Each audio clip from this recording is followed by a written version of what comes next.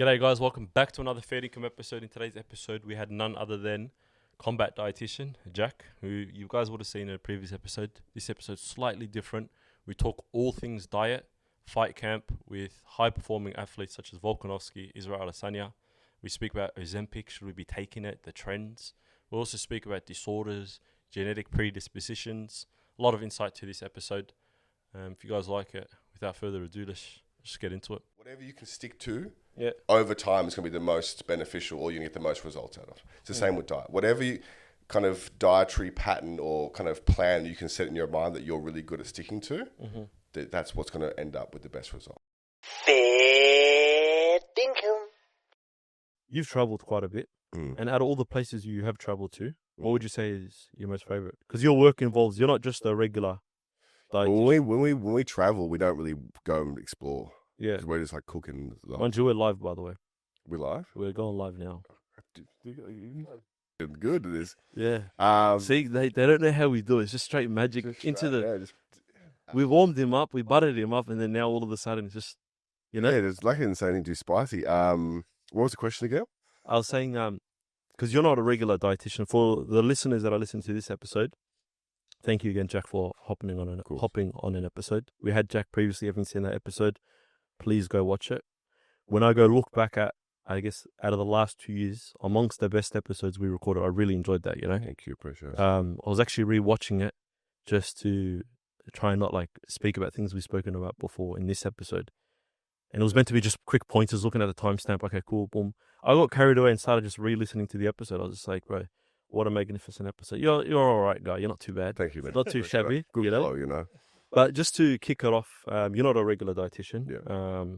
And I love the work that you do. And amongst your work, a big part is traveling, working with different, clients, different high-performing athletes all across the world. Yep. In amongst the places you've been, what would you say is one of your most favorite places traveling to? I think that probably Thailand's my most favorite, but obviously I train Muay Thai. It's a passion, but then obviously we've got a lot of friends over there, like Bangtan Muay Thai. Okay. So going over there is it's training, it's a lifestyle, it's a community over there. So that's obviously got a really, special place in my heart for sure. I think it's at the core, a lot of people see a lot of things like the partying and stuff. Obviously we don't do that when we're there. We're just there to either train or work or have a bit of a kind of break there, but connecting with like-minded people in the community is fantastic, and the training, obviously amazing. Thai culture, if you actually do the thing and try to learn a bit about the culture, it's a fantastic culture. But outside of that, I think the travel we do is mainly in kitchens, so we don't really see a lot of it. But I think obviously went to London recently. That's fantastic. I was anywhere's multicultural. I think the best thing about traveling is you realize, specifically Melbourne, we're so blessed to have the best food in the world. We're so multicultural, and I think that's what people are amazed about our ability to understand different cultures and stuff like that. Bro, we live in the best city, man. 100%. The food is it, mate.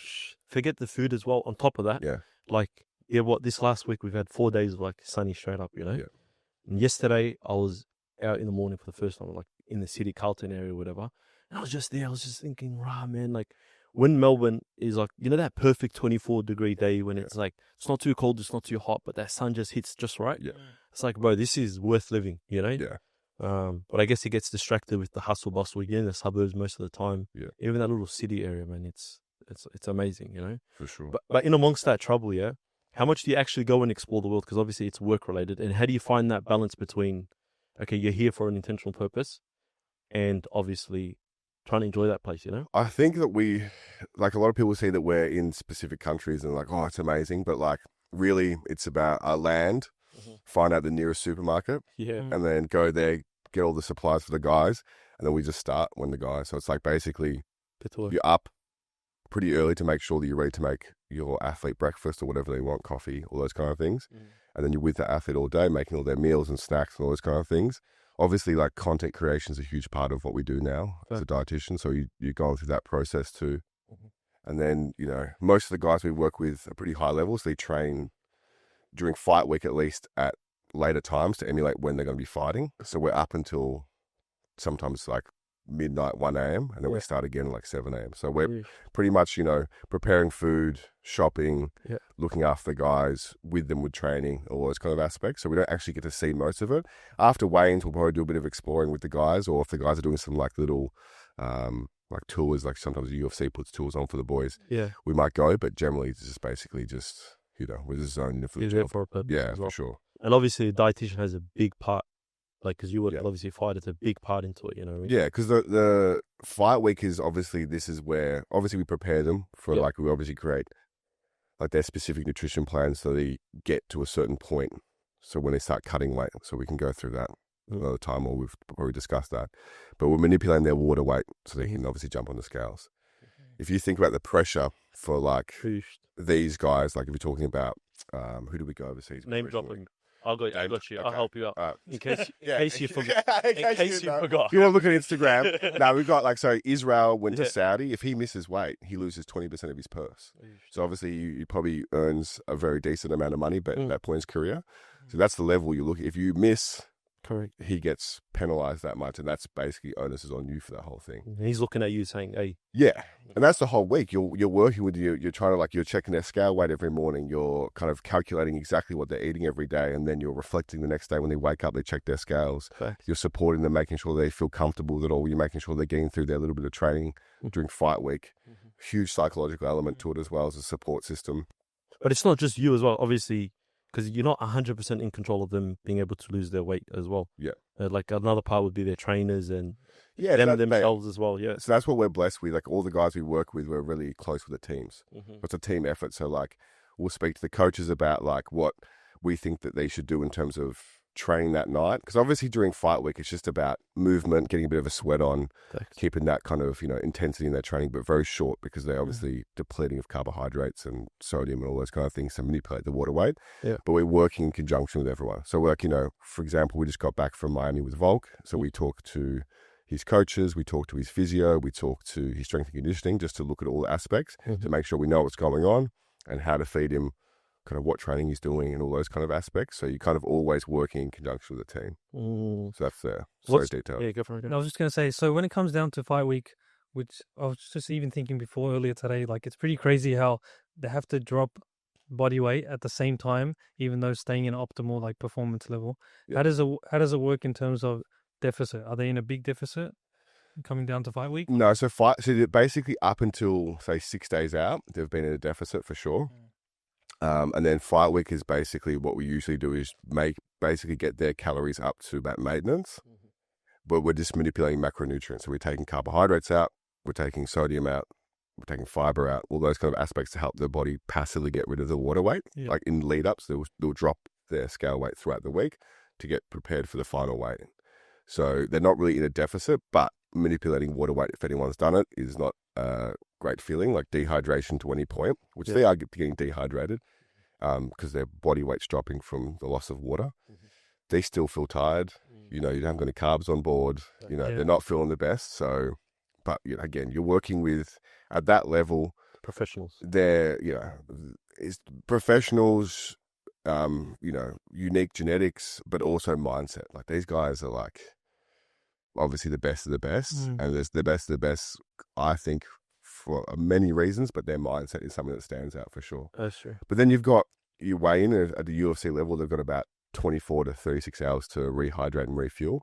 So that's when we come in again to make sure after weigh-ins we're rehydrating them properly, we're feeding them and kind of building that, you know, restoring their glycogen, making sure they're fed so they're preparing for the fight. But these guys have done this like so many times. So it must be a lot for you guys, like to deal with upcoming to like on the fight week, because when they're dropping the carbs, the sodium, they're probably very moody, I assume, or no?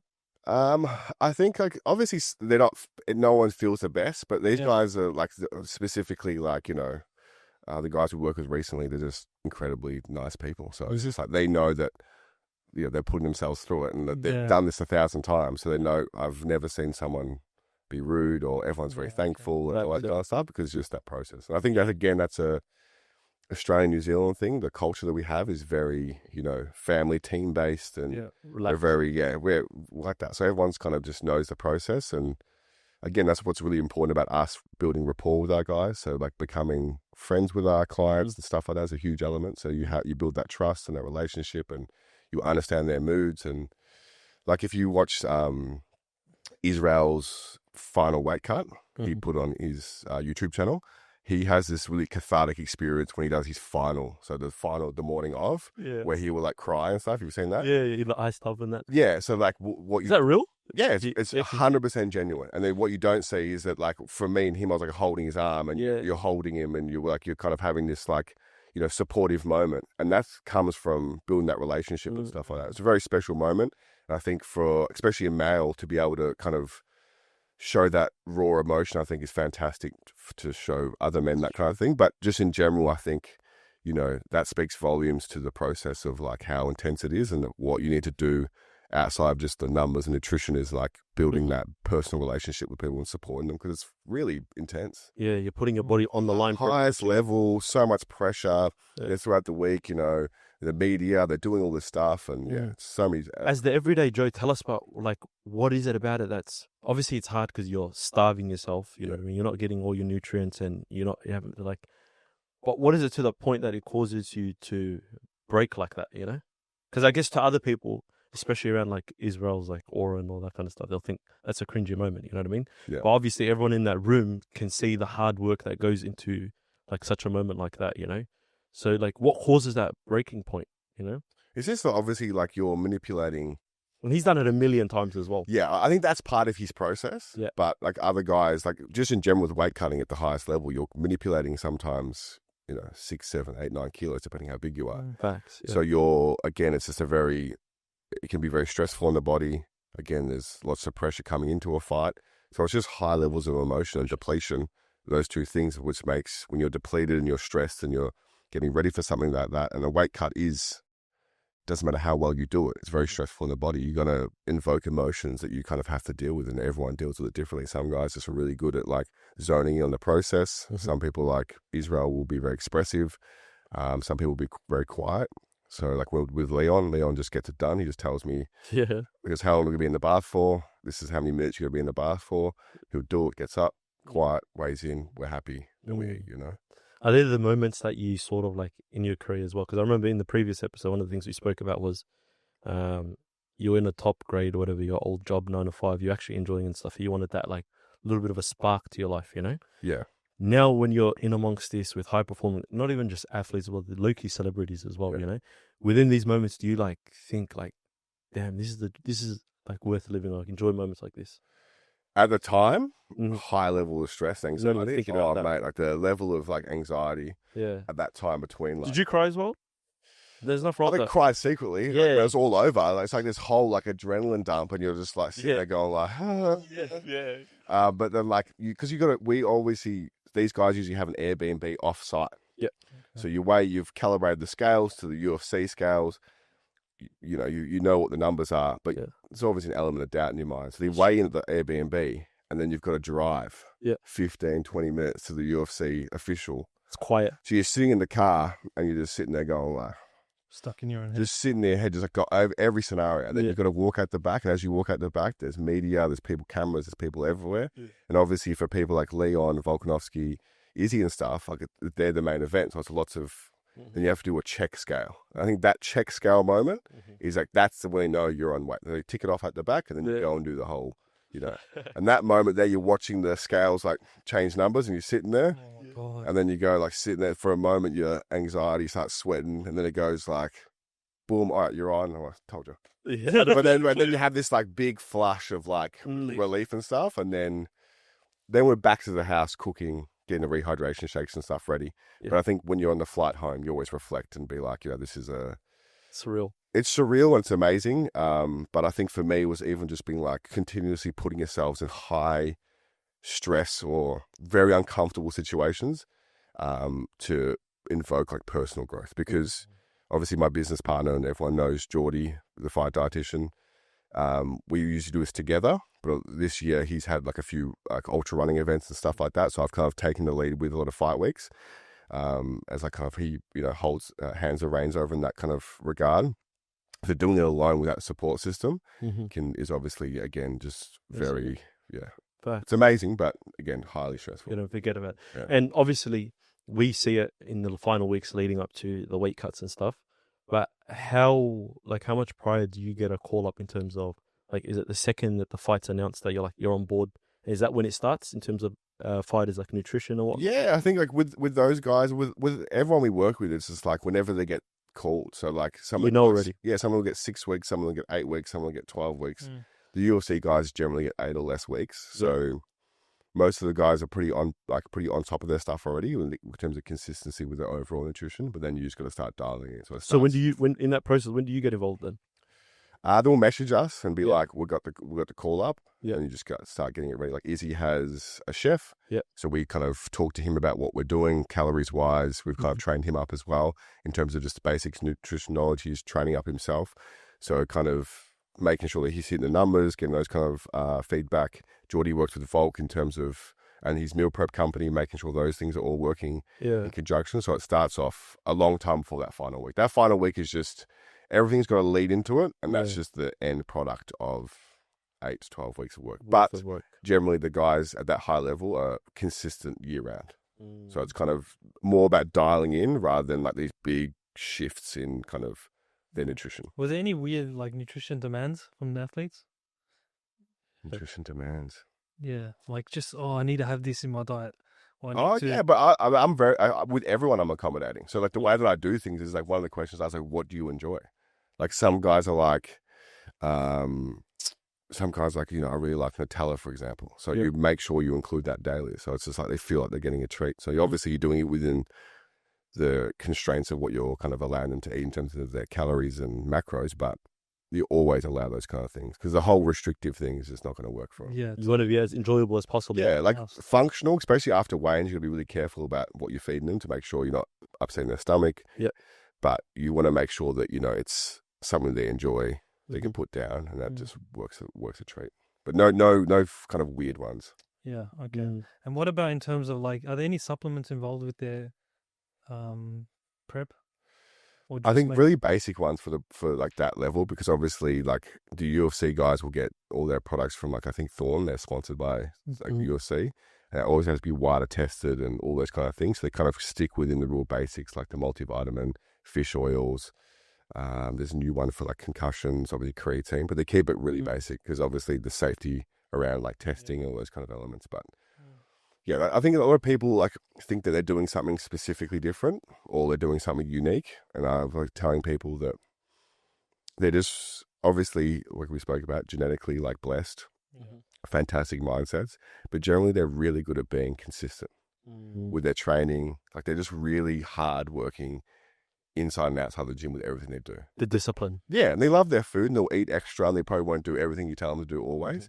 But when it comes down to overall consistency and overall discipline and like work ethic, it's like nothing you've seen before. Like these guys are training through injuries. They're, like even watching them train during fight week, it's just like, if we try to do that on the level of depletion, we'd be in pieces, and they're like cracking pads, wrestling with high level guys. And it's I guess that's the difference between a professional and just an athlete. Like a professional athlete and just an athlete, Yeah, they wanted that 1% more, Yeah, I think that's the big thing with, I don't think it's with them as well for sure. But I think it's like anyone who's successful, it's like comes down to their mindset about whatever they're doing. Like not to be like, I'm not trying to get like a clip here about like you have to have a locked in mindset and be that's locked. The clip now, guys. You have to be locked in all the time. I'm saying people who like I think one question you asked was like about like when we spoke the other day was about like, we're going to speak about, what's the most important thing with nutrition or the basics. And I think it's like the prioritization of whatever you're trying to do. So when it comes to fighters, it's really easy because their priority is getting their weight to a certain point by a certain date, because otherwise they get punished if they miss that weight. And they want to be able to support their training and their performance and their recovery. So that's their priority. Fact. So the difference between successful and unsuccessful with any one nutrition is like, what's their priority? So it's like, if you want to lose weight, most people are like, I want to get shredded. But your priority is not really to get shredded. You want to, that's like probably fifth on the thing. You still want to eat with the boys, or you idolize it. Go on holiday, something like that. Exactly. But it's not a priority. So with these guys, I think it's just like, I think fighting is a very easy way of highlighting people's success in all regards, from the highest level to the local scene, is because that's just a priority. What about for the everyday person? Do you think with us, because anyone can be successful, like you said, when it comes to nutrition, athlete or not, with us, because that's one of the reasons why I asked that question, is like, and I was watching back on the episode that I did recently, it's like I couldn't ever see myself doing a diet or whatever. Yeah. And in recent times, I was like, oh, I might like try out. And it's not a diet to be like, hey, this is what I'm doing and all that kind of stuff, but it's more, how do I say it, consider eating. Yeah. You know, like more thoughtful choices when I actually choose to eat, you know? Because I'm getting to that bit where I'm storing a bit. Like, yeah. like, Yeah, I get it. Nah, I think it's like we overcomplicate it, man. You know? Yeah, 100%. I think it's like with a lot of guys we speak about, what my clients will speak about is like coming up with, it's like a gym routine, right? Now they're saying, like, remember it was like bro splits, all this stuff, this is most optimal. Now they're saying whatever you can stick to over time is going to be the most beneficial, or you get the most results out of. It's the same with diet. Whatever you, kind of dietary pattern or kind of plan you can set in your mind that you're really good at sticking to, that's what's going to end up with the best result. So when we talk about, when I work with clients, we're negotiating what works. Maybe it's 3 meals a day, maybe it's 3 meals and 2 snacks. Figuring out how kind of to navigate certain roadblocks like hunger or time or, you know, effort and all those kind of things is like figuring out what works for you within the constructs of like your specific goal. So like if say you want to lose weight, packing a bit of extra, it's not bad. Thank you. But if you want to do that, it's just like, okay, sweet. So this is what you should eat around, or this is how much you should eat. This is kind of the plan we should have. But then how's this going to fit in? Like, there's no point giving you convoluted recipes if you're not going to do that. So it's like basics. If you want basics, I can get it on the road, all that stuff. You complete that. You send that over to you. You're able to follow it. And then it becomes a habit and becomes part of your lifestyle rather than... Yeah, and that's the other thing with diets as well. You want it to be part of your lifestyle as well. Yeah. And honestly, it's with anything that you do. Like I had this thought as well recently when my gym membership expired, you know, and I've been more consistent in the last year in my gym than I have been in previous years. And the only reason with that was because my gym was like literally 1 minute away from my house, you know, and I was like, okay, cool. Let me go possibly sign up to a new gym because they have a cheaper deal and all that kind of stuff. But I was like, oh, what's the downside to that? And the downside to spending that extra, like that, saving that $200 is like 15 minutes. You know, there's less resistance on the road. Now, when I go to the gym or previously, I'd be like, get into the gym straight away. It's on the way from work, on the way back to work. It's like right there, you know. And same thing with like diet. You want to try and like limit as much resistance as possible, you know. Yeah. And even when I was starting, I realized, bro, it's expensive as well to eat healthy nowadays, especially with, very expensive like, in Melbourne. Yeah. I think like, it's like for myself, like before I did this, I struggled with the same thing. Yeah. It's like I wanted to be shredded, but I also liked eating out with the boys, and like I was like, you know, going out on the weekends and stuff like that. So it wasn't a priority. And I was still trying to find hacks and low carb and all this kind of stuff. And then over time, it's like now, obviously with my knowledge and years of doing it myself, it's just like training, like even this morning I didn't want to go. I was exhausted, but it just becomes such a habit that it's like I don't even think about it. It's not tussling with I'm going or not. I'm going. It's just like, am I going at 9:30 or 9:35? Facts. So it's just like becomes a habit.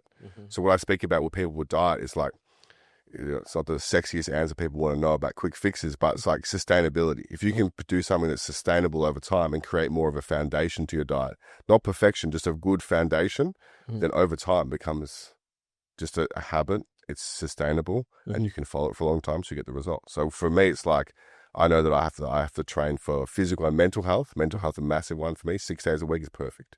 6 to 9 sessions a week is perfect for me. And I'll modulate that depending how I feel. But with my food, it's the same thing. I have like yoga bowls in the morning. I have chicken and rice. I have another yoga bowl and maybe like potatoes and stuff like that. Or I'll make myself a pizza and all those kind of things. But because I'm so consistent, my body weight doesn't fluctuate. If I want to get shredded, I can, because I just make little changes. But because my foundation, training, and nutrition is so solidified now, that's what I get most of my clients to do, is then it's just small changes when you want to do things. I want to get bigger, I want to get more muscle, then I have to up my intake by changing this much. Of what, like lose protein weight, in case? Yeah, or just anything, like protein, calories in general. And if I want to lose weight, I just have to change this much. Instead of these big up and downs, and people get like... Yeah, and the one thing is also people just like chop and change. Like 2 weeks, they're not shredded yet. I'm over it. All those kind of things. Like stay in the path for an extended period of time. Instant gratification versus delayed gratification. Yeah. And even with me, bro, as well. Like carbs is like a big thing that I realized because I started to like reduce a bit of carbs, and I realized, bro, everything I sort of eat is in big portions when it comes to carbs, you know? Like I love my pasta, I love my rice, and it's just like, bro, this is... Yeah, but everyone's scared of carbs. Carbs, it's just calories overall. Because it's easy to like because we all love carbs because they're the best. Yeah. Right? So it's easy to go going from like a deficit when you try and lose weight into a maintenance or surplus because you just eat too many carbs. Mm-hmm. So it's just like if you stay within the boundaries of your caloric deficit that you need to calculate. Yeah. or You can eat calculate, whatever. You know? I'll definitely And then you do that, and then you just, as long as you're in that kind of thing, like Facts.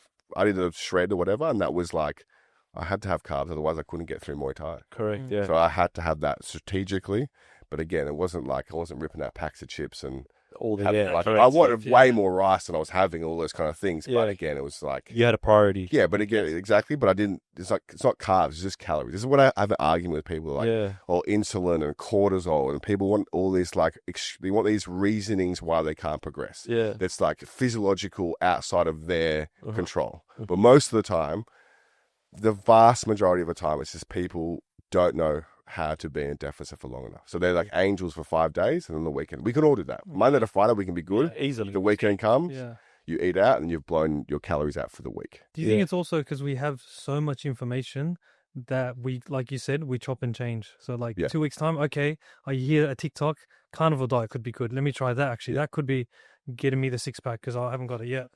These type of things, like analysis paralysis. Yeah, that's why I say that, because I'll get these big emails, and that's why I say to them, over analysis paralysis. You're like, you just like, it's like, just stay the path for more than 2 weeks, because they'll be like, oh, I've lost 2 kilos in the 3rd week. They won't get that 3rd one. Like, something's wrong. We need to change it, and they'll do something drastic, or they'll just like divert from the path, and it's just like, it's just a lack of consistency over time. So what would you say the minimum period is to stick to something? Once they've found it, what would you recommend?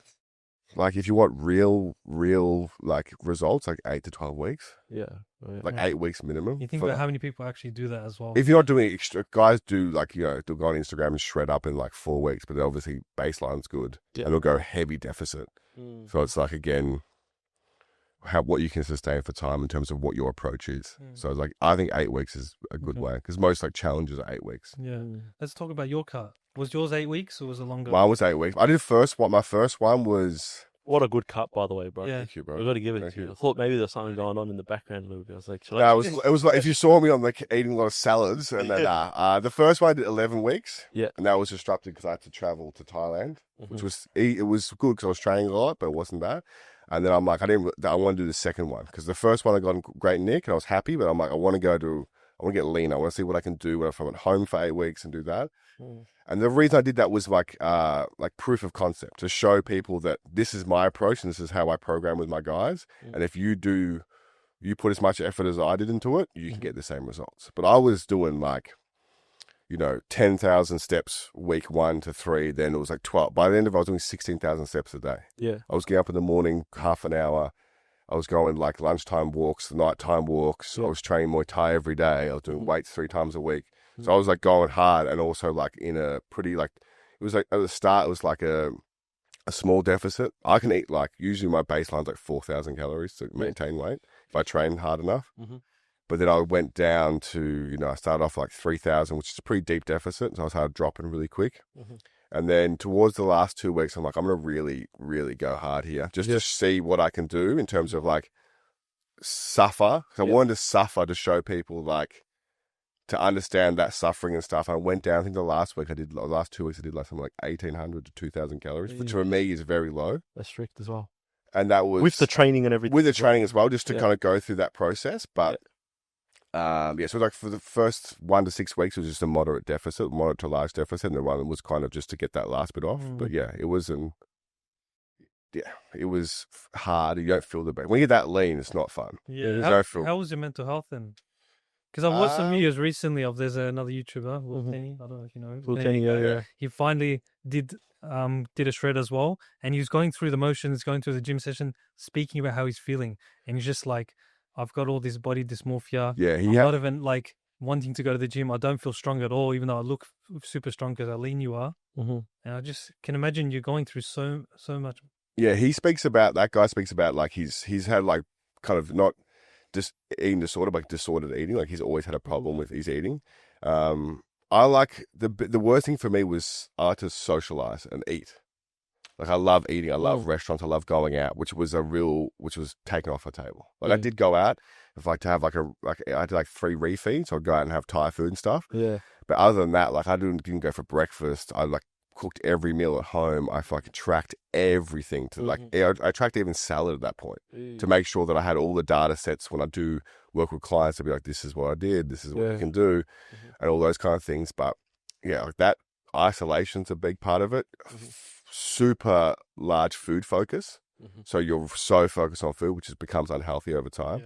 So I think that was an element of like understanding people's real, like it becomes a heavy obsession because you're so hungry. So you like look at food. You start looking at foods. Like now, look at it. Whatever. Think about it. I look at a pack of lollies back then. I'll start like salivating. Yeah. Because your body's like in this thing. But like mental health wise, I was just like, you just go through the motions. Like you become a bit numb to it all.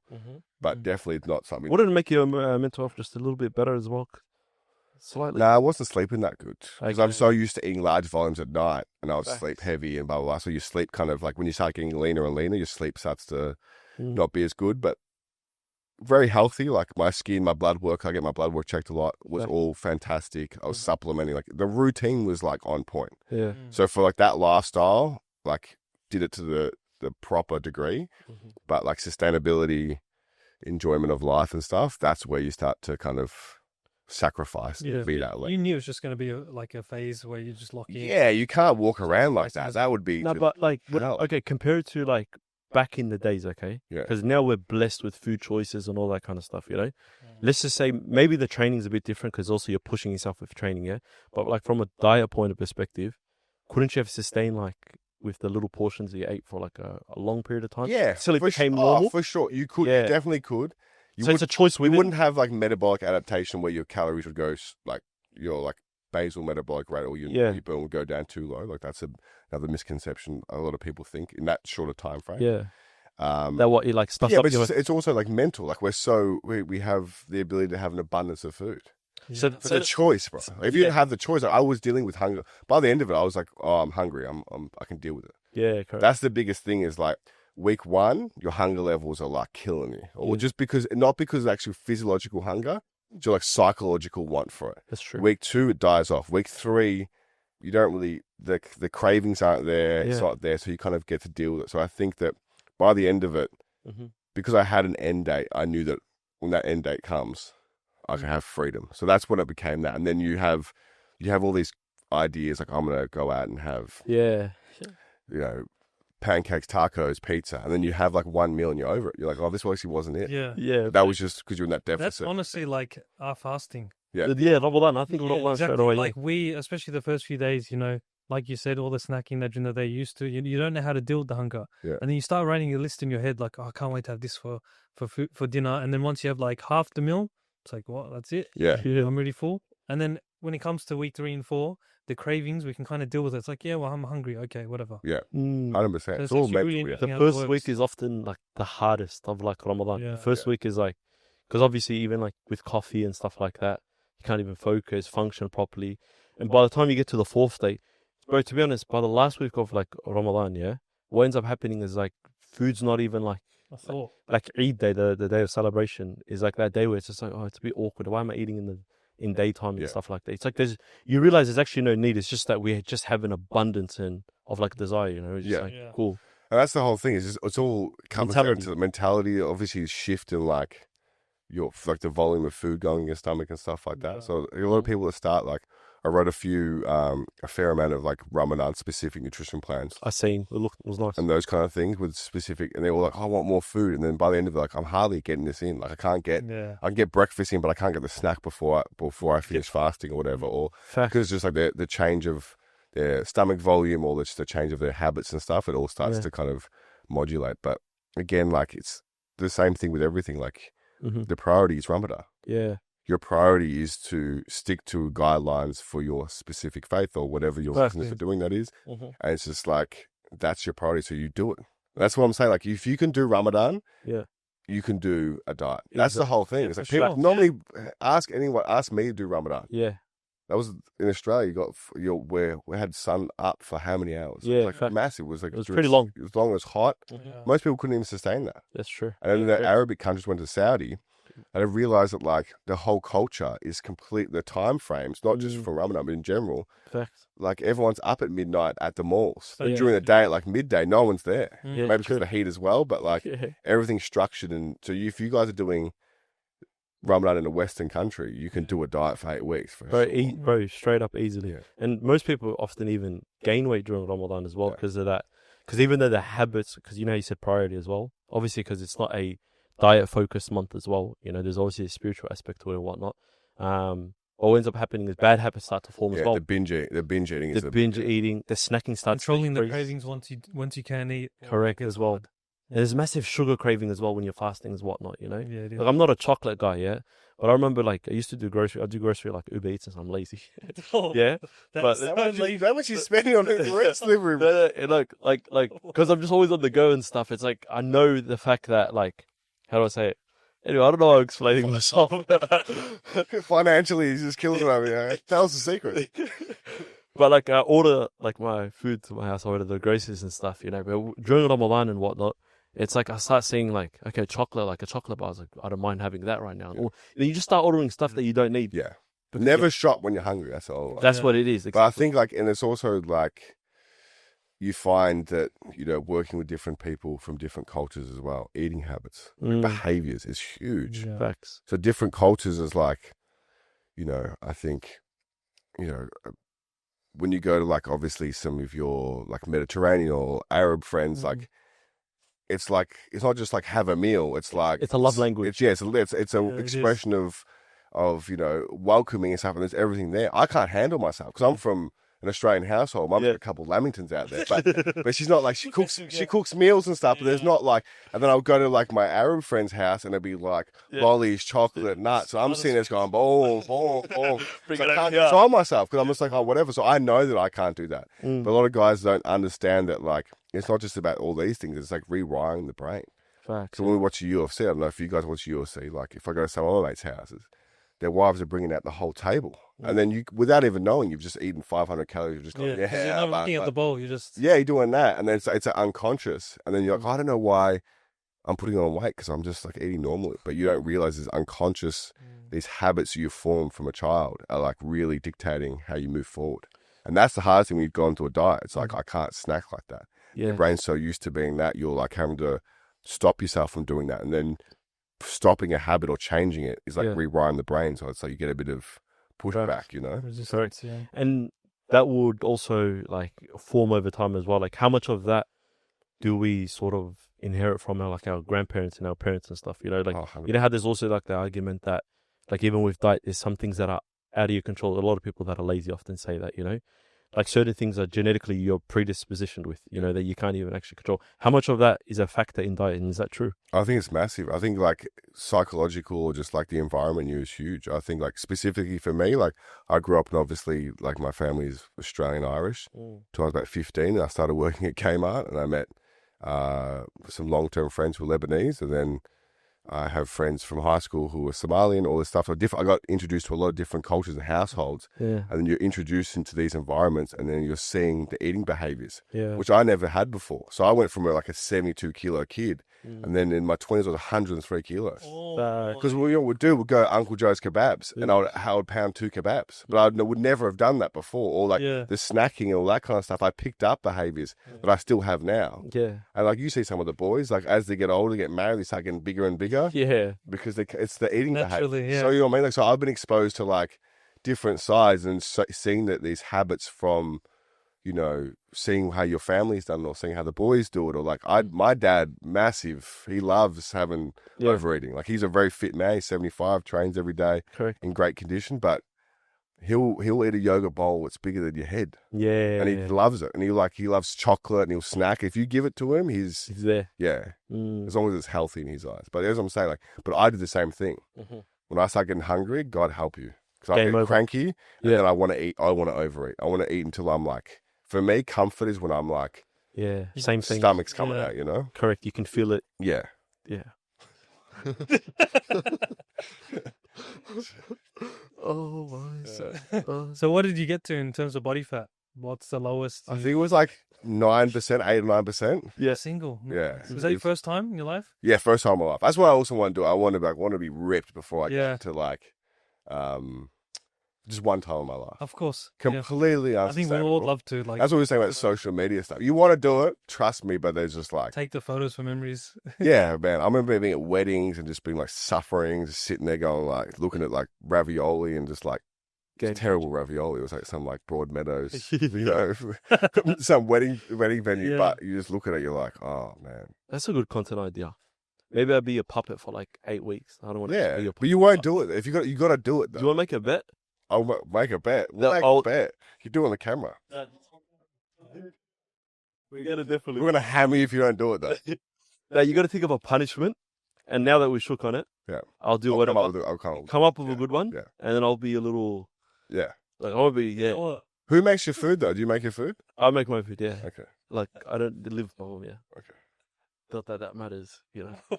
No, I'm saying if you get help, you can get help. If you might Yeah, help, facts. you know. Now to be honest, I like to enjoy, I'm very specific when it comes to food as well. Like I'm a bit more on the like sort of healthier side. Like anything that makes me feel like a sense of fullness. That's why I related to Yeah. you know when you can feel it a little. Yeah, that's what I did. Was like doing a diet was like only whole foods, so I Yeah. had massive volume. Facts. And then I was thinking about gut health. I was thinking about like, so I think a lot of people don't think about it. As I'm 36 now, so I'm thinking about it like Mhm. longevity, like making sure that I'm healthy throughout this whole thing. Like that's what as you get older, like everyone, like I think you mentioned something about social media and warping images and stuff like that. Yeah.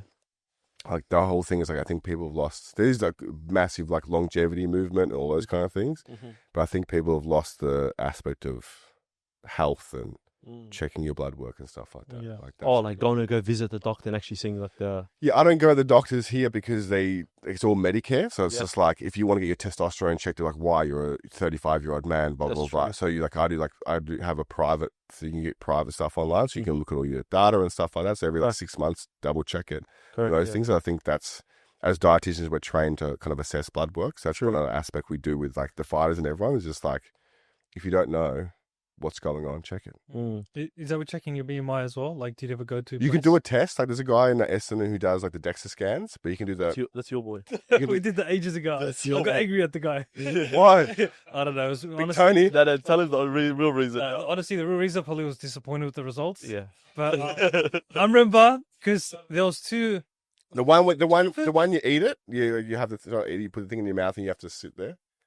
Like a real BMR test. Like He a laid basal, down on something. No, he didn't put anything in his that's a mouth. DEXA. DEXA, sorry. Yeah. Yeah. So That's the estimate. So so based on your body composition, they see how many calories you should have. Or Yeah. that's based on these calculations that you can use. Like we use Yeah. it to a degree, but we've kind of altered them over time of working it. But you can do this test where you literally get the mouthpiece and you have to be completely still for like 20 minutes. Oh, And it Wow. measures your breathing rate. So at complete rest, it will tell you with somewhat of, accuracy what your basal metabolic rate is. So at no movement, how much calories you burn at complete rest. So would that be more accurate or? That's more That is accurate in the not correct. calculations for So sure. it's even measuring like your oxygen levels and everything. Guess what your breathing rate is, or Yeah. if you can't move. So, the ones at universities you wear this astronaut Yep. helmet, and you have to literally can't even move your body and lie there for like half an hour, 45 minutes. And that's how it tests you. So that's the most accurate way of seeing at complete rest, what does your body burn in terms of calories, and then you can work out how many you need from there. Facts, yeah. Yeah.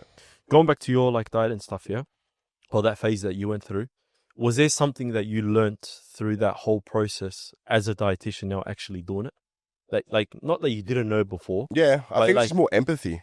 Like just Okay. more empathy to the process. So like when you're working with people, understanding the process to that level, you can kind of help people navigate certain issues with a bit more specificity. Mm. I think that's a huge element.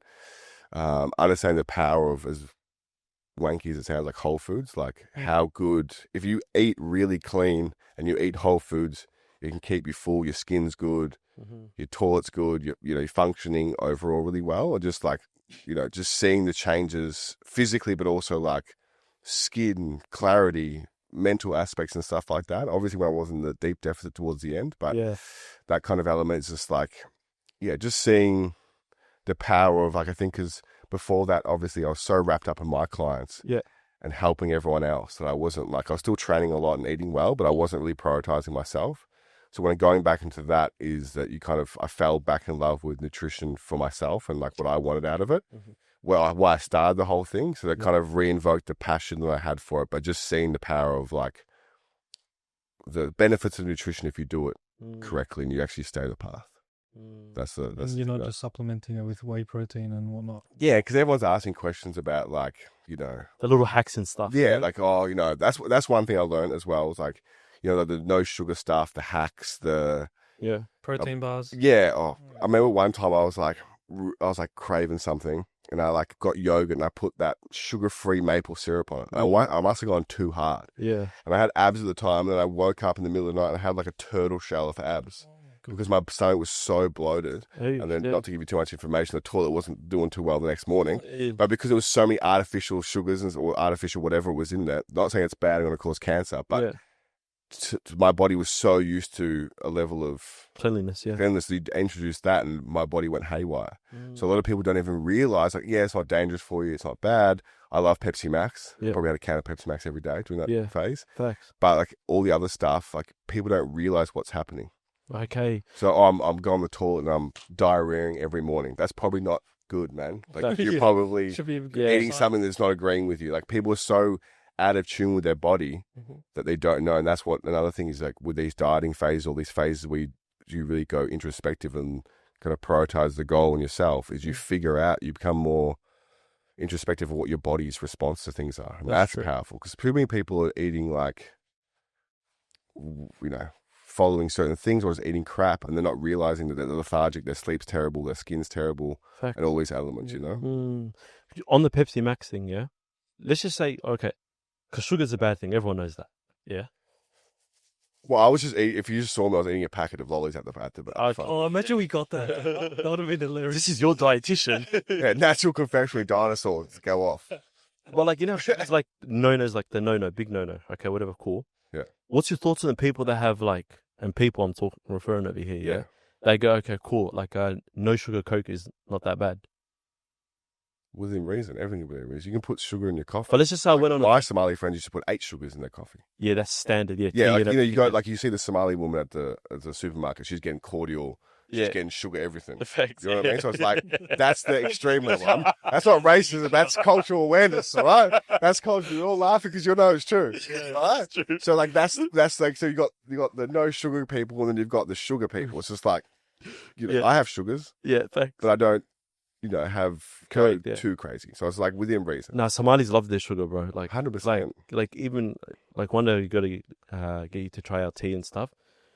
It's like bags and bags of sugar, bro. Like you're used to it. Like you'll taste it when the tea will taste bad because there's no sugar. But it's still the same tea. Yeah, of course sugar makes it. Yeah, but I think it's just like, and it's in conjunction of what you're doing in general. If you're not moving and you're having that much sugar, you've got to help your diabetes. Okay, but let's just say you, for example, that diet that you went on for 6 to 8 weeks or something along those lines, and you're smashing out no sugar, like Cokes and stuff. Every day. Yeah, one a day. I can. I'm not going that. You are still having your Cokes and stuff, yeah? Yeah, Pepsi Max every day. It's not a problem, is it? No. Yeah, exactly.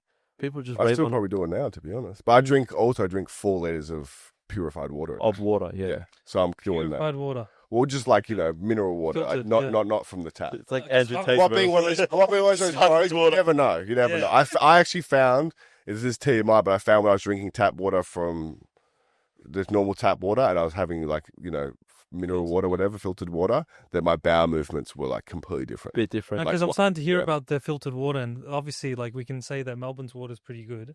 Best in the country. Honestly, the best. Yeah, when you go overseas and you start drinking their water, you're like, oh my god. You can't even brush your teeth with their water. No, it's horrible. Yeah. Like it just tastes bad. Like even like when American, I accidentally got up in the middle of the night, drank it. I was like, horrible. Yeah. So worry about their borders too much, but yeah. Sorry. Would you recommend filtered water? Well, I think tap water's fine for the majority of people. I just get really specific. Like I got, It's one of those things. But I also like what he's trying to say. Water. I like bubbly water. Yeah, is it? That's cute. Let me translate it for you. Yeah, he's a bit bougie. You know what it is? Yeah, of course. Water. Yeah. Once you taste, I live in Brunswick East, brother. That's what I'm saying. You know what I mean? I don't have Domino's. I have wood fire Italian pizza. Coffee snob over here. Yeah. I might have a Macca's. I'm having artisan burgers. It's one of those things, bro. Once you taste like those purified waters or whatever the ones you get from even bottled water, just in general, you can't sort of go back to it as well. Yeah, 100%. And also, like, you know, when I was growing up, like all my Arab friends, like the parents would have massive things of water, you know, and so you're just like you're just used to like grabbing the bottle of water, boom. I think it's just you never know what the tap's like these days.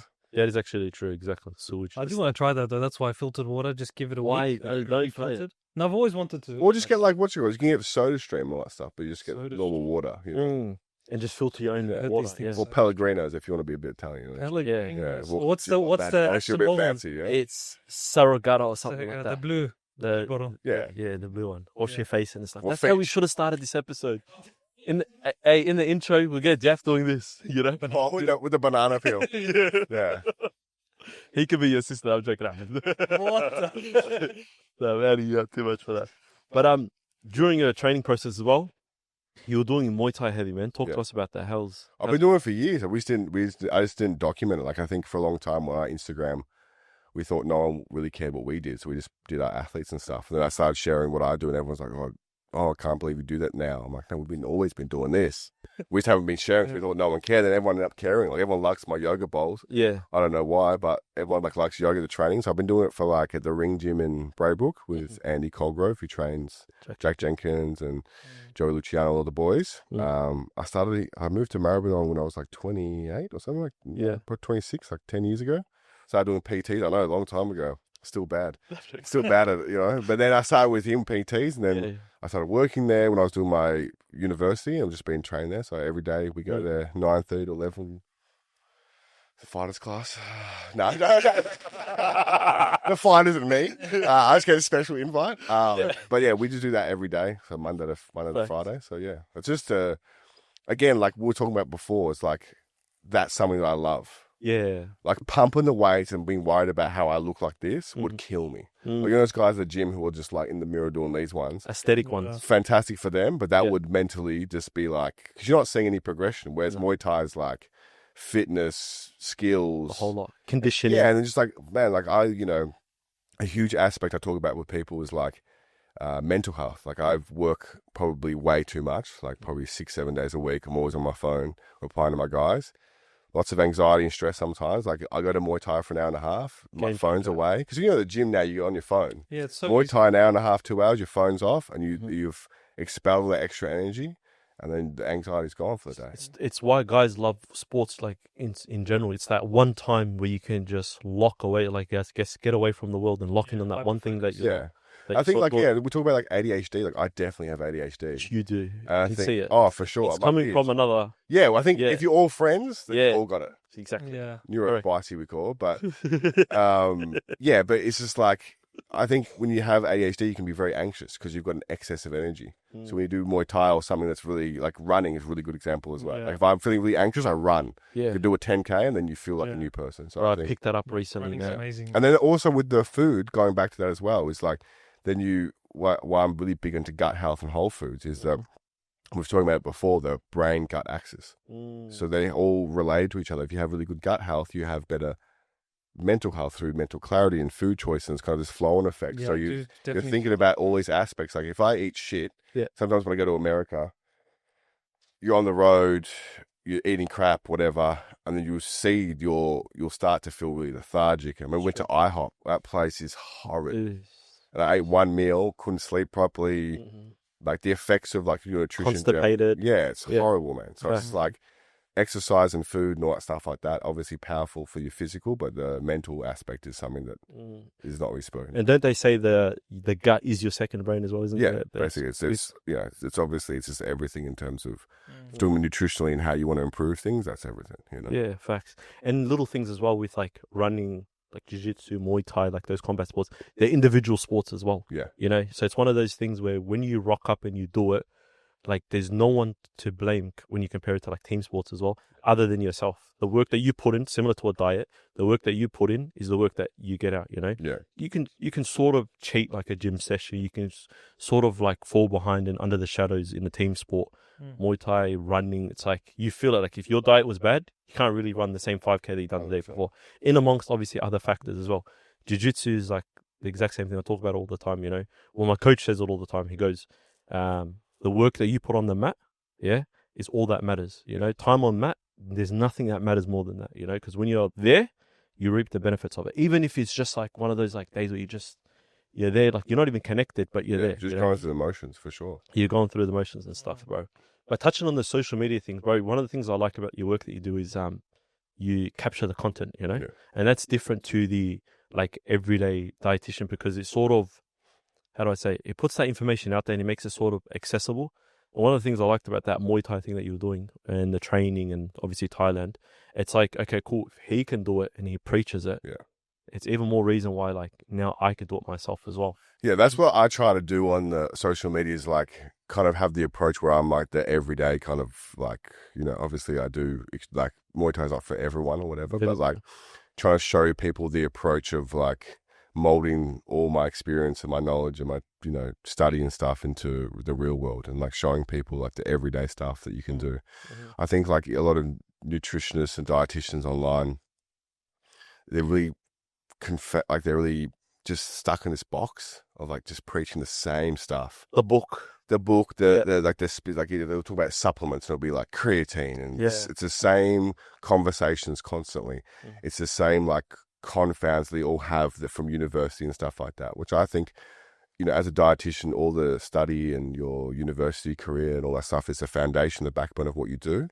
But specifically, how to become a good practitioner or a good person in this field is how to amalgamate the world of your knowledge and the real world. 'Cause that's what a lot of people struggle with. So it's like you can talk to people like this kind of robotic academic thing, but the everyday person is going to be like, how can I do that? Or like, this is too robotic or stuff like that. So I try to show everyone that it can be like, you know, with this kind of thing, you can do it in a way that kind of is individualized and you can fit the way you do it. You don't have to overcomplicate it, and you can still do it intelligently and you still reap the rewards, you know? Have you ever thought of doing like a day in the life vlog type of thing? It's pretty boring, to be honest.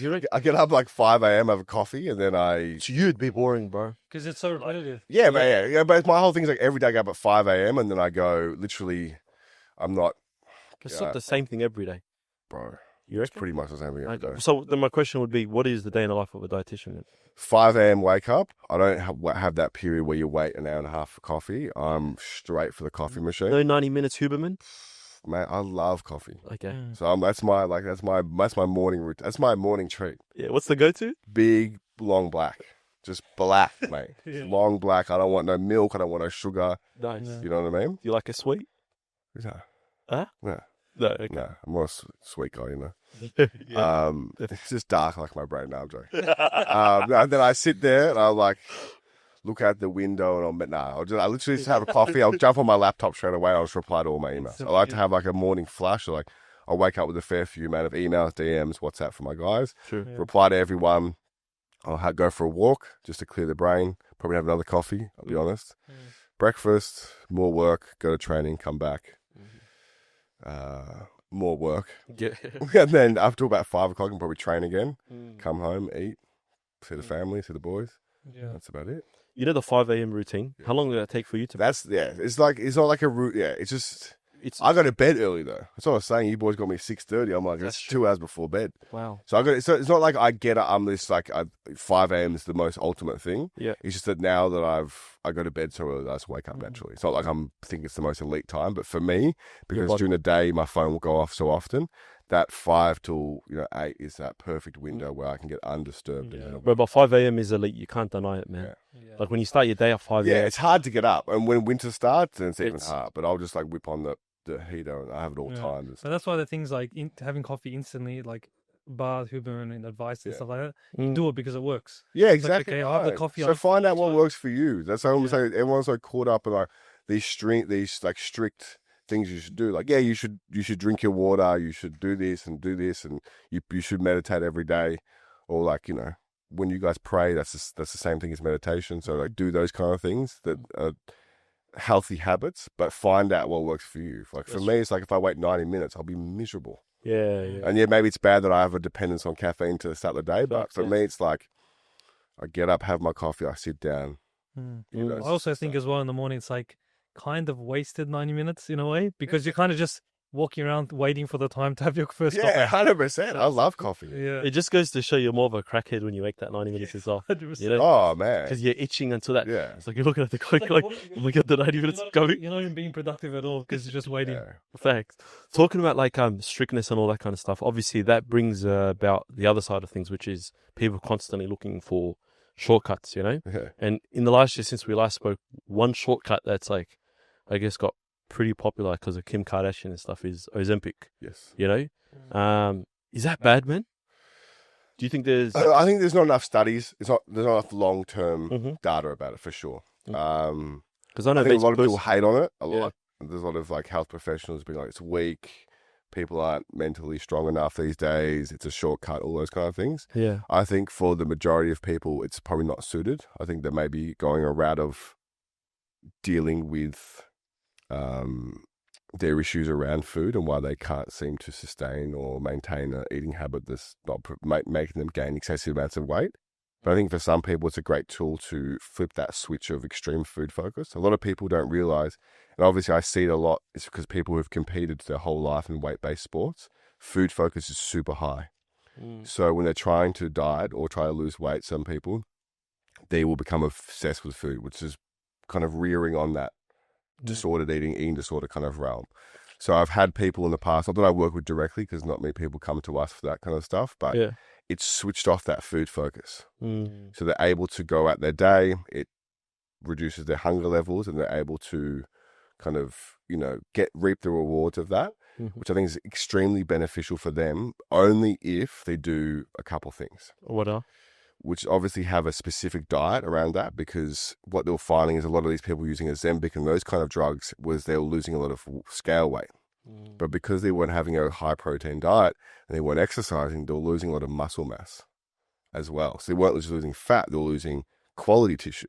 And one of the highest indicators of longevity is muscle mass. Not saying being a huge bodybuilder, you're going to live forever, but like, Facts. healthy individuals with a decent amount of muscle mass will generally live longer than the same person with less muscle mass. That's true. So a high protein diet, specifically because their hunger levels are so low, they get full very quickly. If you're having a piece of pizza, very nutrient depleted, and obviously, so high protein diet, specifically making sure it's nutrient dense whole foods, those kind of elements, making sure you're supplementing, especially for women, looking at like, bone health and those kind of elements, making sure you have a multivitamin for those kind of nutrient, inadequacies potentially. So approaching that in from a nutritional standpoint, from food and supplements as well as the drug you're taking, but also you're not going to use it for the rest of your life. So work on your relationship with food. So when you switch that drug off, you've dealt with the real issues that's going. So for some people, that period of time when they're on that drug will help them with that because it will reduce the food focus. But a lot of people are just going stab, Bang. starving themselves, losing all this weight, getting off it, and probably reverting back to the old behaviors. And they're weaker and all that stuff. Yeah, so it's like they're unhealthy. So like doing it correctly, dealing with it, maybe speaking to a counsellor, those stuff. That's where I think it's okay for people who've struggled their whole life to do that. I don't think it's a good idea for the everyday person to just be like, this is an easy route.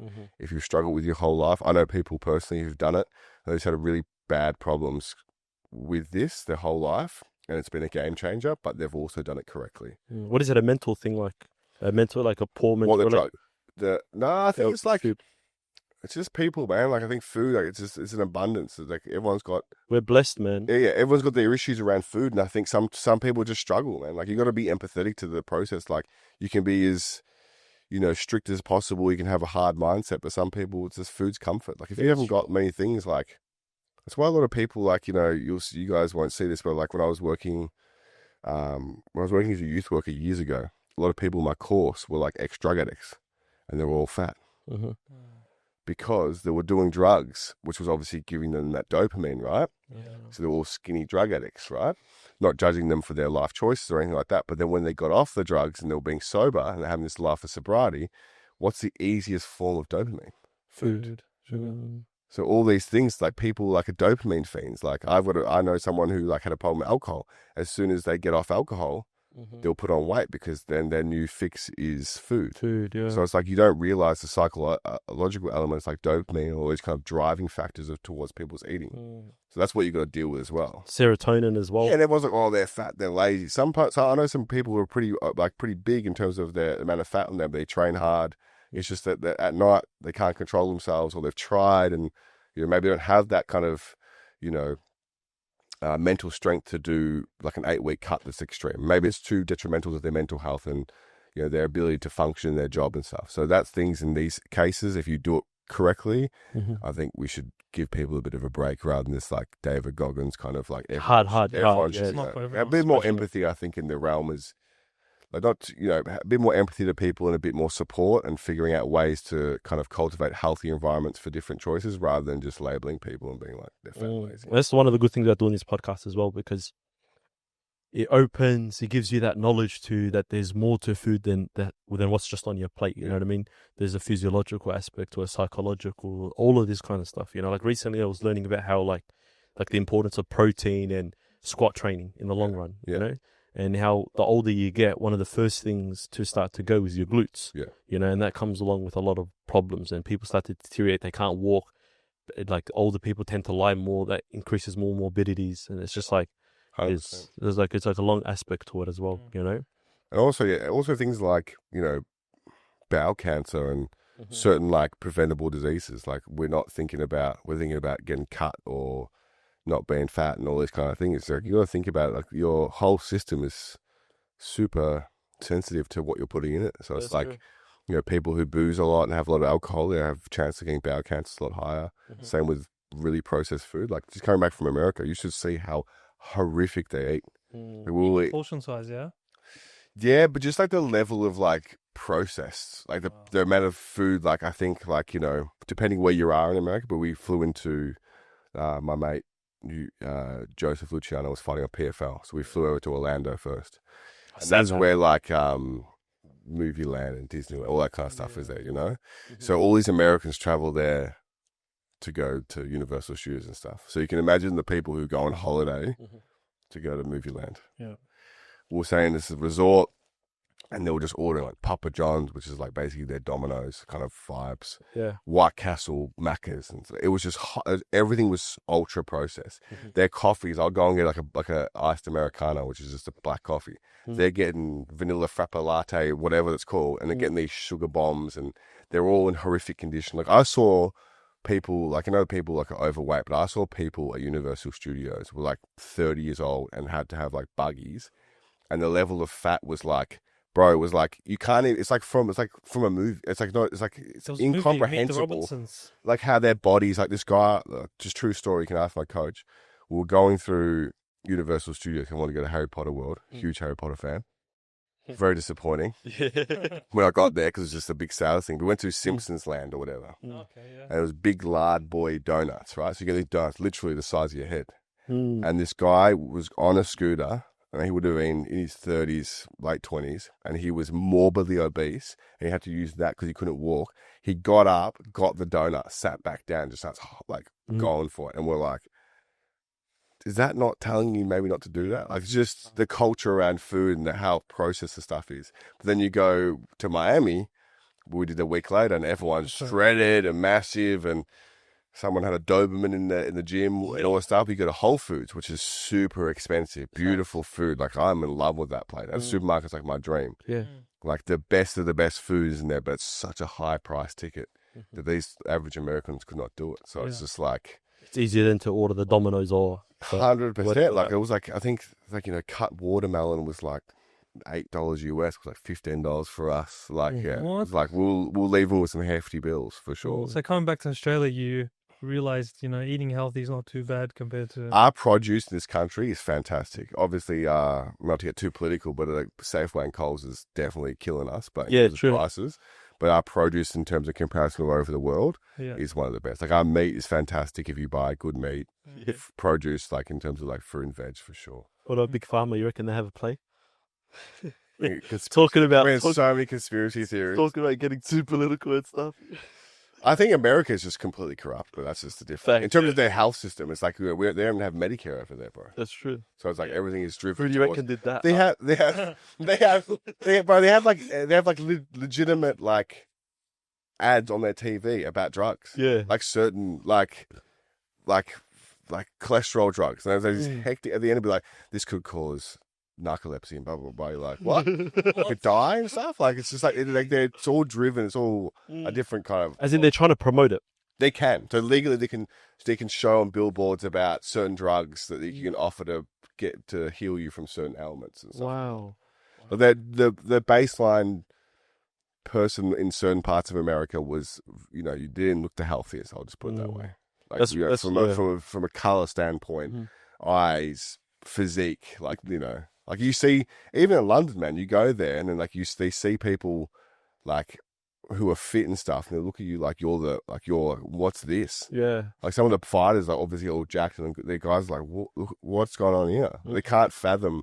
Like our culture here is completely skewed to be very healthy and conscious about the way you look aesthetically, and you go overseas, they don't give a flying F. Do you reckon it's because also we're like laid back, we have a bit more time to think about our food, just that little bit extra? I think it's definitely a cultural thing. Yeah. I think we just the fitness culture has become a very big element to us, especially recently. Yeah, especially in Australian culture. Yeah, yeah, facts. But I think I just think that we're just a whole different. Going back to the empathy topic as well, yeah.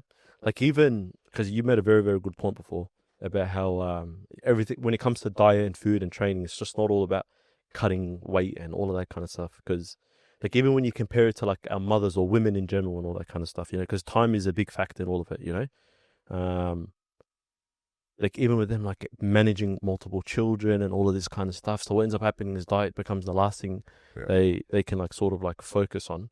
So like women in general, what advice would you give them if they were to live a busy life and kids, family and stuff? What's like, Well, I see, my sister's got 2 kids, and I say to her, I'm like, you've got to prioritize your health because you have to be around long enough to look after for them. Yeah, that's what I say to them. Like, it's just like, it's so hard for them. I see like raising children, especially in this day and age, is very hard.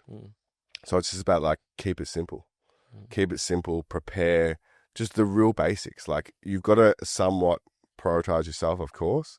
Obviously, it's going to be really hard when you have a family, husband, children, all those kind of things. But just be able to set yourself up in the most basic of ways to support yourself. So, like, when my sister was like helping her with like now she has like this little, like she makes these little trays of pancakes, protein pancakes in the morning, which takes her 10 minutes to do. So she has that for the full week, and then she just makes like I'm like, you don't have to have these recipes and all that stuff. Just have like a cup of rice, a little bit of tuna, some veg for your lunch, and just have these really accessible things you can make alongside your children's food. Correct. Yeah. Just to have that stuff, just create that consistency and just prepare a little bit. But it's easier said than done, especially from a man who doesn't have children. Yeah. And then I'm like, we're not primary caregivers. Yeah. But it's just like, I would just encourage people to like, especially women, is just like at least prioritize yourself enough to keep yourself healthy because you want to be around for your kids to be. 100%, bro.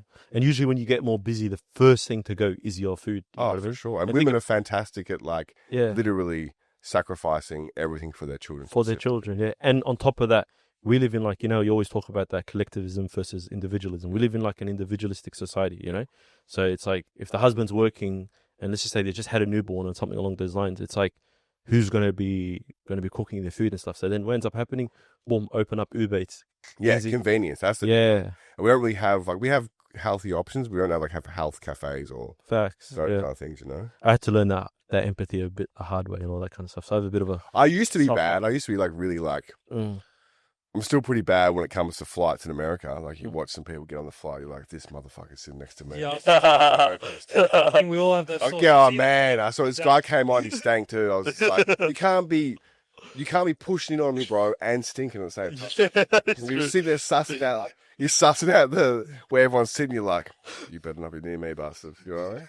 Because you don't understand. Like it's like from a TikTok. Some of these people are like massive, sitting in economy, and you're like. For like 4 hours just doing these ones. And they've got hot breath. And then on top of that, then the food comes out and it's plain food. No one likes it. They're getting excited.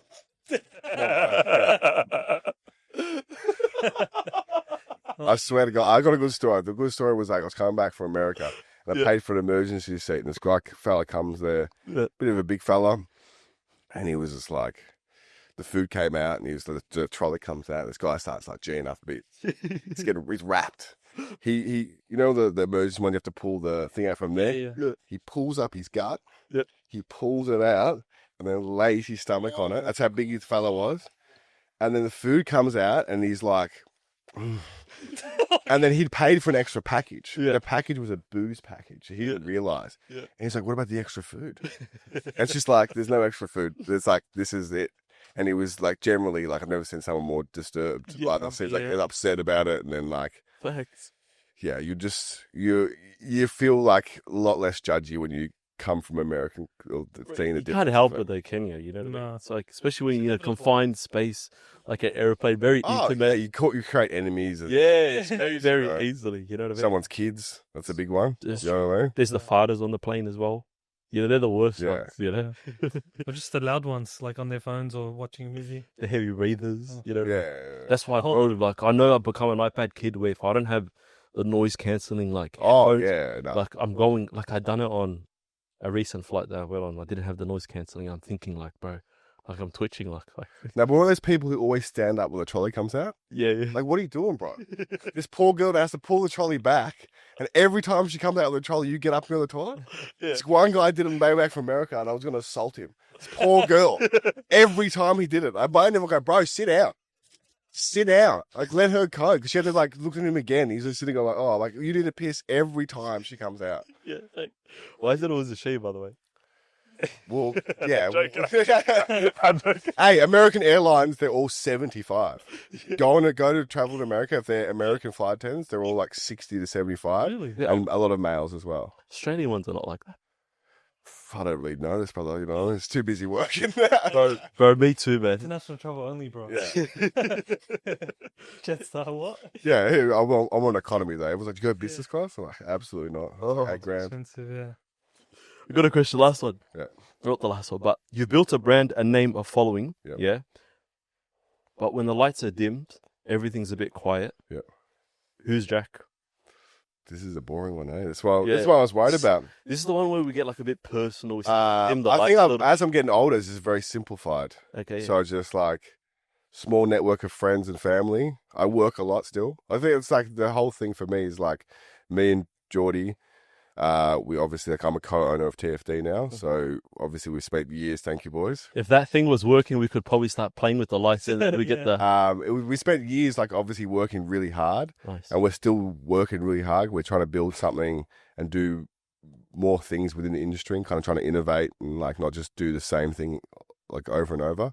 Trying to upskill and those kind of things, but I think still for today is like my passion for this and my drive to work hard is still there. Yeah. So obviously, it's just basically, honestly, it's training, lots of training because I just love it, lots of work, and just kind of you're doing that, and just other than that, just food and friends. That's It's very simplified. I think as I've gone on, like when I was young, I used to party, drink, all those kind of things, but as I'm getting older, like I do have a party every now and then if it's a, You something. did one recently with just like a note. Well, just we're in the- Miami, the boys are having a cup Volk 1. The boys Having a couple are. of drinks, yeah. you know what I mean? You know what I mean? Yeah. Yeah, a bit of water, Bit of volts. a bit of, Pepsi Max. But other than that, obviously just keep it simple these days. It's just Nice. food. Honestly, I'm just like a huge foodie, so now it's just about food, lots of sleep, lots of Harry Potter, Lord of the Rings. Nice. You know what I mean? Very simplified. Would you compete in Muay Thai, by the way? Might be playing to this year in Thailand. Nice. Yeah. Yeah. It's unofficial news. Yeah. So I've been training really hard behind the scenes. Nice. Obviously, the travel just kind of, Getting in shape as well. Yeah. yeah, we could be doing it just when you're, in the middle of nowhere. It's hard to train. I got real sick after Saudi. That was a bad one. For the Correct, yeah. flu and stuff. But yeah, I think outside of that, man, it's just like I I like just try to like just not talk about nutrition as much as everyone loves to ask me that question, like at family events especially. But Yeah. Should I be eating this right now? yeah, all those kind of things are like, oh, could you help me lose weight? You're like, for Or like sure. you're eating sweets on the same Yeah. plate with him and you start looking at him. So, Yeah, no, everyone thinks not be everyone's right. I'm a food Nazi. I'm just like, mate, I am the worst. yeah. When you put a pizza in front of me, it's gone. I'll probably get angry at you if you ask for a slice, mate. Don't like. Yeah. I'm not a big sharing guy. You know what I mean? Yeah. Thanks. Yeah. But no, other than that, honestly, it's just very simplified these days. I think like for me, peace and like mental health. I think a lot of people think about that. We'll talk about that. Like for a long time, I think I've suffered from throughout my life anxiety and those kind of things. Mhm. not a depressed guy. I think I'm pretty happy. But Do you reckon that's correlated with the ADHD a bit as well? sure. Yeah. When I was growing up, I was naughty as getting kicked out of class all the time, and then if that was 2025, they'd have been like, he's got ADHD, give him some Ritalin. Yeah, Back no, then, it was just that's like, his kid is the worst. It's not a thing, yeah. You know, so it's just like over time, and then that's with the excess of energy and those kind of things. But for me, it's just doing things that align with keeping the peace. You know, training, nutrition, keep small group of friends, doing those kind of things. Like I used to know everyone and go out. Yeah. I know this person, I know everyone, but I didn't. Early days, yeah. You know those days you want to know everyone, you want to shake hands. Now it's just like keep it simple, do things that honour your mental health. In fact, yeah. I think as you get older, your mental health becomes very, very important. Very important. When you're younger, I could go to a party and then the next day be boom. Now it's just like ignore might it. have a bit of teary, you know. Get your dopamine from work. Then do you have any things to like take yourself away from work? Because you say you work so many hours and you're back and forth communicating. What are some things that kind of take you away? You mentioned like movies or something. I think that most of it's just basically training. I think training's a big one. Go for lots of walks, seeing the family. I think as you get older, you see the family more. But yeah, I think it's an anxiety thing too. Watching the same movies over and over again. Yeah, it's actually an anxiety thing because you know the ending of it. So I watch like Lord of the Rings, Harry Potter, or series or things I like a lot, just because it's like a comfort thing, just a deep unwind for the night. Facts. Coffee wouldn't help either with the anxiety, would it? Yeah, but I would only drink like 2 coffees or 3 coffees, and I'll stop at midday. Depends. If I don't train, I don't drink. I don't have like one. How's your cortisol levels? On fight week, God help me, I sleep through the roof. Ask Geordie. He's got filming me a Volks fight week, full like coughed up, like I'll full sleepwalk. No, yeah, because I'm like every single time I travel, I'm sleepwalking every night. I'll wake up in different rooms. I'm like, where am I? Yeah, I used to do that. Geordie hates it. He filmed me the night of Volks cut. I just butt up, and he's like, saw me walking around the room. Go to bed, bro. I'm like, sorry, I can't help it. Oh man, it's terrifying. I'll literally, I'll just go from there, and like walk around, and be like, okay, I can go to sleep. Facts. Oh god. Yeah, because I heard that like even cortisol has a part to play. You can get it tested in your blood. Yeah, you can. Mine's moderate. Okay. Depends what's part of the year. I mean, if 5 weeks, it's like. Oh, okay. Is it true that like with cortisol dysregulation that one of the signs of finding out is like other than getting your blood tested is like who's really that stressed, but man? You never know. Bro. There's cortisol, but like perceived stress is like that. Cortisol is like the number one thing people who are terrible at controlling their eating will blame it on. True. Anyone gets cortisol levels, yeah, I would say 95 to 99% of the time it's not cortisol. It's not cortisol. Wow. So that stubborn fat that people usually blame cortisol don't on. know how to be in a calorie deficit for long enough. It's some people will have cortisol problems, but bro, honestly, no.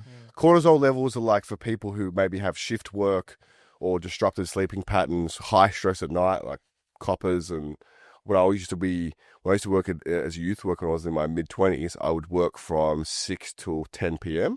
in a very high stress environment on the streets of Melbourne, looking after some pretty extreme young people. So you're breaking up fights, you're having a lot of conflict. So my cortisol was all over the shop. Yeah. Because it was getting released at times where you're supposed to be sleeping. You shouldn't, yeah. So it was Monday to Wednesday. Then I went to the doctors. I was really lethargic. I was tired. And that was coming back to that because of certain things. But people who have normality to their life. It's never cortisol. Very rarely. Yeah. Or like I'm insulin Is that even for people that work overnight?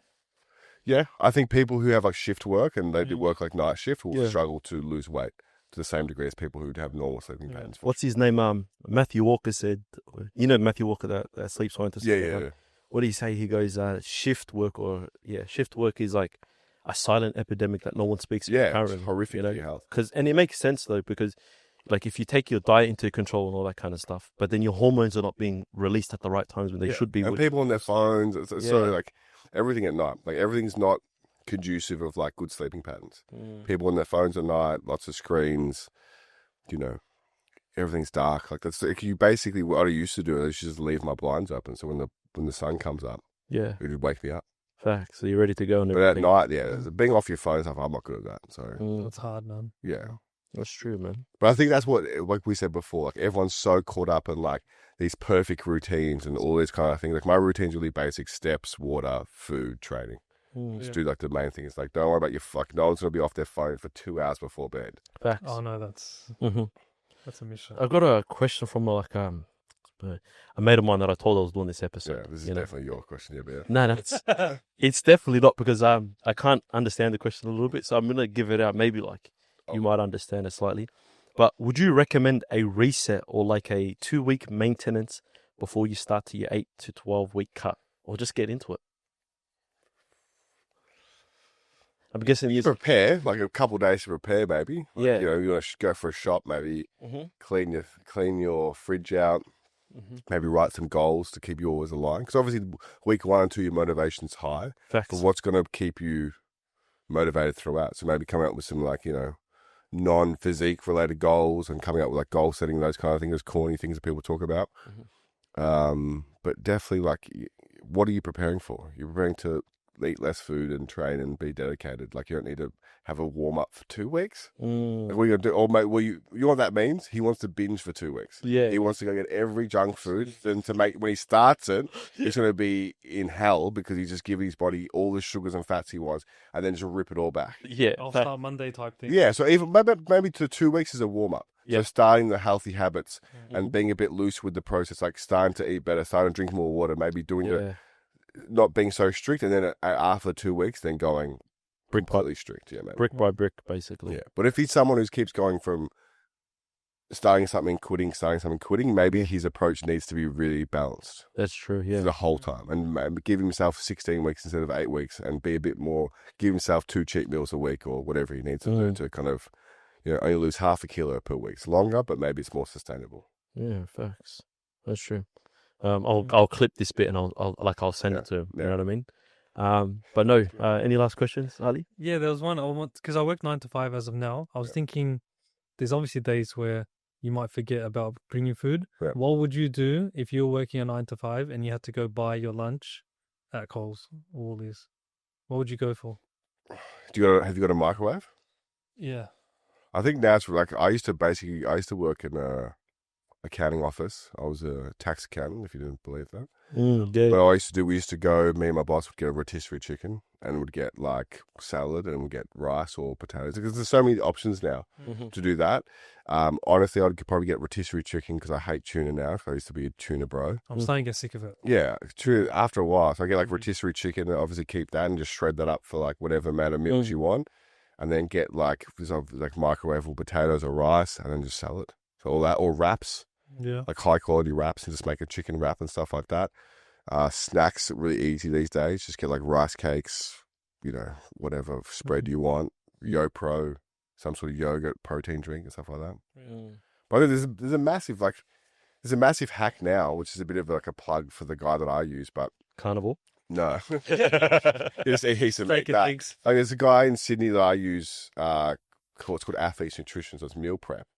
But now with today's cost of food and like the food shop, and for me, my food bill is, I can't even admit it because it's so high.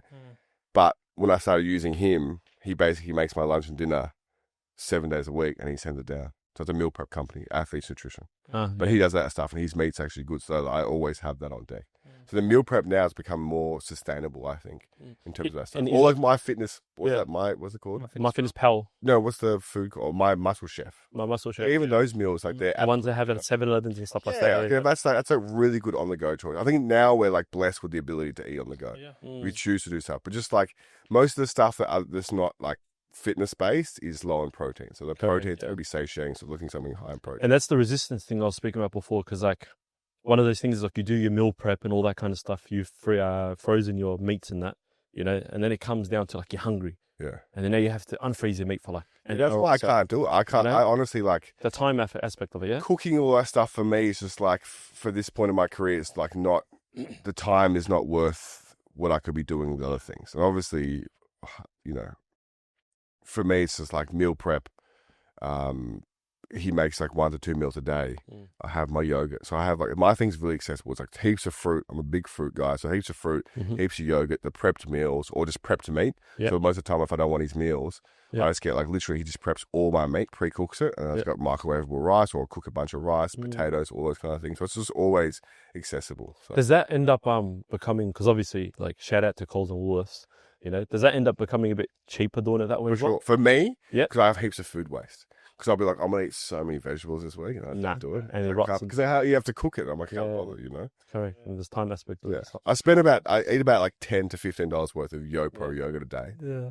Yeah. I did shout them out. But not shout them out in a sense. Hate them, bro. Like your mate. Because it's true, bro. You get 5 items now, and then you look at the bill for $100. Yeah, eggs Yeah, like it's ridiculous. like even like $8. free range eggs like $10 It's even now. it's Like, even hard to find them sometimes. $10. I felt bad. I bought barn laid eggs, like the ones that are not free range. Oh, it was like yeah, Jack. poor chickens, but it was $8 still. Like, gee, I was like, Yeah. what are we doing here? Naughty Jack. Cheese, $10, whatever.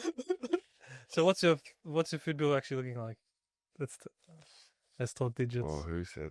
Can I have a guess? Is this Yeah, I guess. I reckon like an average food bill's like 200 now. Yeah, So I'm guessing you're like 370. $4.50. Ooh. Yeah. in 1 week? That's probably groceries $400, and then I'll probably eat out twice a week. Yeah, a week.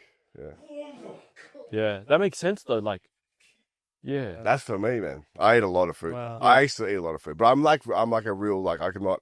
And you train a lot also. Yeah, but I'm really wanky with the stuff I get. Like I go to like that Terra Madre on Sydney Road. Mm-hmm. Can we just talk about that too? Yeah, we can. The most Arab part of Sydney Road Yeah. has a Terra Madre with like the biggest hippies of all time. You got Bajas there, we're getting the sweets, and then you got, have you seen that? No, I don't. So it's just like literally like Islamic finance, Yeah. and then next door of it is like this hippie organic like supermarket. Oh, Yeah. really? Oh, So they're real pushing it. The hippies are coming. That's how it starts. Sydney Road. It started creeping. Have you got an A1? Yeah. I died. Yeah, I yeah. went to A1 the other day, and it's like there's no Arabs in there. no. No. 100%. No, there isn't. I go once in a There's while. a lot of Palestinian like. There's this and the flags, but they're all white. That is true. You know what I mean? There's all white guys from That's who've crazy. moved in recently. They're like, oh, this food's so cheap and it's nice. It's working. Lebanese food. Yeah. You know what I mean? I love Lebanese It's food. so good. That part of Sydney Road used to be rough when I was growing. Yeah, up. Yeah, And mate. now it's and now it's like Oh, like- falafel, but like trendy falafel. Yeah, they've all moved out to the north. Yeah. It costed an arm, Guys, mate. there's also like some rude like 50-year-old Arab guy yelling at you behind the thing. It's a nice white lady. Yeah. Yeah. Hey, how may I help you? But yeah, going back to that, so I buy like this stuff called just a last little tidbit for you. So back in the day, have you noticed lots of cultures there wasn't lots of meat available, so everyone used to have bread. So a lot of cultures of bread, you sharing food with bread, right? And nowadays you can't have bread because the nutrient value is very poor.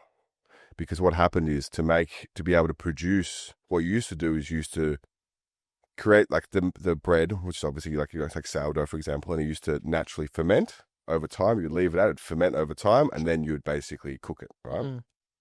But obviously we don't have time to let it naturally ferment, so you add products to make like yeast and stuff to make it. I think that doesn't have the chance to have the nutrient value. So what they do is like this one in Torquay, which I have, is called like Zili Bakery, which does it the old school way. So the bread is obviously like $12 a loaf or something like that, but it tastes amazing, but it has it's naturally fermented the old school way. It's organic, know what those you're kind of things. So it's like, that's the kind of things that like, that's my little treat. Because I don't obviously go out that much anymore or do all those kind of things. I don't really buy flashy things, but that's my kind of treat, those kind of things. But they're obviously overpriced. Go to Terra Madre, that place is fantastic, but you're paying like... It's marketing. Wow, mate, it was like blueberries were like $12 for like a small punnet or something. You said it well last time, even on like episode one of the clips that did very, very well was like knowing your clients, like from a dietitian point of perspective, like what works well, what doesn't, you know, because you even have athletes and stuff that like you'll put on one sort of regime that won't work, then you put this one that will work for them, but it wouldn't work for like the other client that you sort of work. It was the way you speak, like they're obviously like the way that we get along all here because we're from the same area. We know how to speak. Like it's like a kind of down to the cadence of your voice and your. I said to one of the boys, like he I was can go one of Aussie to Lebo like that. Yeah. Like, you have a tinge of. Mate, but I hang around everyone, so you got to know, like, you got. And I think it's like for me, it was just like it was a awesome thing to learn. Like I remember, like when I was growing up with the guys in high school, like going and having, like a meal at my Somali friend's house. Wild to have banana and rice, but it was still. It goes up. It goes up. At the time, I was like, what's going on here? Yeah. Do you still do it now? Sure? Would you try it again now? I'll try it again now, but it's like, it was It's like, a bit. That's enough. Yeah. That's shit. Jamaican. I tried Jamaican food in London and all that stuff. But yeah, Nice. I think all that kind of stuff, like knowing being interested in, I think it's not just like cult, it's everything. It's being interested in other people is very important because I think like you see in America, like they hate things. They all hate things. They hate you're either racist or against certain religions, whatever. It's just because they don't understand it. So if you don't understand it, you fear it. And then if you fear something, you hate something. So like being open to everything, I think is it's an inferiority complex as well. It's like we're the best nation in the world. We won't even learn about your history and stuff like that, you know. Why are women all anemic? Because they don't generally eat enough food in a lot of cases, or the right food, and they don't eat enough red meat, and naturally through their menstrual cycle, and so they're susceptible for those to have low iron. What's anemic? Low iron levels, but then low iron levels also, like the supplementation for that, makes most women and people feel queasy, like nauseous, so they don't really take the medication. So what would be the most important supplements for women? Well, having like a diet with lots of like, obviously red meat, not lots of it, but enough of that, you know, having an iron supplement, which a lot of them don't like to have, who are anemic. But I think a lot of people just need to check your blood work, see how bad it is. Yeah. So like, you know, you guys like Somali women are notorious for that. But Somali women are also notorious for vitamin D levels. That is true. That's the clip that did very well. No, so I'm like, honestly, like you guys, how do you know, like, will it take 10,000 IUs of vitamin D or take 1,000 IUs of vitamin D? Because what's the level of, or the lacking of vitamin D? So as I'm saying, what I say to people with everything is just like, it's very easy to get your blood work checked and to be assessed by someone. And obviously it's not foolproof, but it's a really good way of doing things. Like I even understanding that, like, when you look at kidney function, I think I said this before, like if you do a kidney function test, right? If I do a calculation, I have to use a different one for African people. That's true. Because if I do it for the same one for me and you have kidney failure, but it's a different physiological system. So you got to do different for African people of African heritage. Yeah, so understanding all those kind of things too. But that's the basic level of like understanding of cultures. Like if you work with Sem. Yeah. That's the first time working with Sem like years ago. He's obviously half African, so he's not as dark as other Africans, but he did have a slight vitamin D deficiency. We only picked that up because he got a blood test. And then now he's very diligent with that, which a lot of people go through life with not knowing. And it can be really detrimental for males, really bad for testosterone production, your immune system for females, again, really bad with that. It's like a super vitamin, yeah? Just really important for a lot of functions, especially your immune function. That's why a lot of women get sick and those kinds of things. That makes sense. Especially for, obviously, like Muslim women, obviously, like, there's not as many spaces for women to obviously be in the sun without their hijab. So it's like making sure that you're looking at those kind of things or getting them tested, because you've got to look at your health markers as well. Because everyone's obsessed with your weight and how they look, but not really obsessed with what's going on. Because you could look fantastic and you could be rotting inside, Yeah, the hormonal aspect and stuff like that. Because our body's obviously predispositioned to a different geographic area, not like Australia. Yeah, 100%. Where the sun was always like... It's like the same thing like you speak about. You'll see a lot of Asian people with like lots of like breakouts, like at the gym and stuff. We see a lot of time, or psoriasis, and I think that's genetic based, but I think it's a lot because they're eating a Western based diet.